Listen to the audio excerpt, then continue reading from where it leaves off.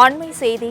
இனி ஒவ்வொரு ஆண்டும் கோடைக்கால சிறப்பு தொகையாக 2000 ரூபாய் வழங்கப்படும் என்று தெரிவிக்கப்பட்டுள்ளது.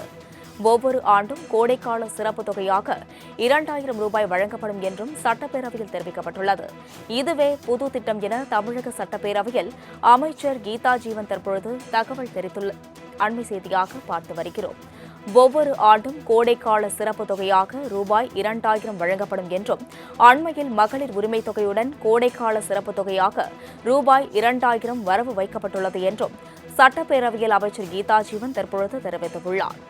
ஒவ்வொரு ஆண்டும் கோடைக்கால சிறப்பு தொகையாக ரூபாய் 2000 ரூபாய் வழங்கப்படும் என்றும், சிறப்பு தொகையாக 3000 ரூபாய் சேர்த்து 5000 ரூபாய் வழங்கப்பட உள்ளதாகவும் தற்பொழுது சட்டப்பேரவையில் அமைச்சர் கீதா ஜீவன் தெரிவித்துள்ளார். இதுகுறித்த கூடுதல் தகவல்களை செய்தியாளர் நந்தினி வழங்க கேட்கலாம்.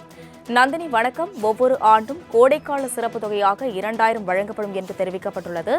இதுகுறித்த கூடுதல் விவரங்களை வழங்கும்.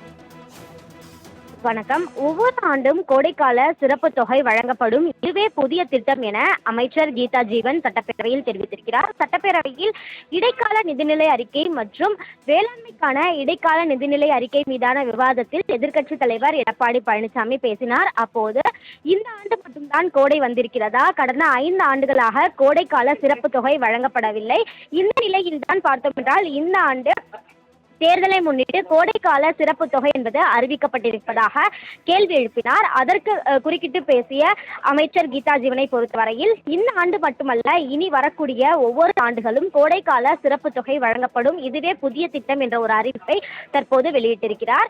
ஏற்கனவே மகளிர் உரிமை தொகையாக 1.33 கோடி மக்களுக்கு மாதந்தோறும் 1000 ரூபாய் வழங்கப்பட்டு வந்தது. இந்த நிலையில்தான் தேர்தலை முன்னிட்டு 3 மாத தொகையாக 3000 ரூபாயும், கோடைக்கால சிறப்பு தொகை என 2000 ரூபாய் என மொத்தமாக 5000 ரூபாய் கடந்த சில நாட்களுக்கு முன்னதாக மகளிர் உரிமை தொகை பெறக்கூடிய பயனாளிகளுக்கு வங்கி கணக்கில் வரவு வைக்கப்பட்டது. இந்த நிலையில்தான் இது தொடர்பாக எதிர்க்கட்சித் தலைவர் கேள்வி எழுப்பிய போது, இந்த ஆண்டு மட்டுமல்லாமல் இனி வரக்கூடிய ஒவ்வொரு ஆண்டுகளும் கோடைக்கால சிறப்பு தொகை வழங்கப்படும் என அமைச்சர் கீதா ஜீவன் சட்டப்பேரவையில் தெரிவித்துள்ளது குறிப்பிடத்தக்கது.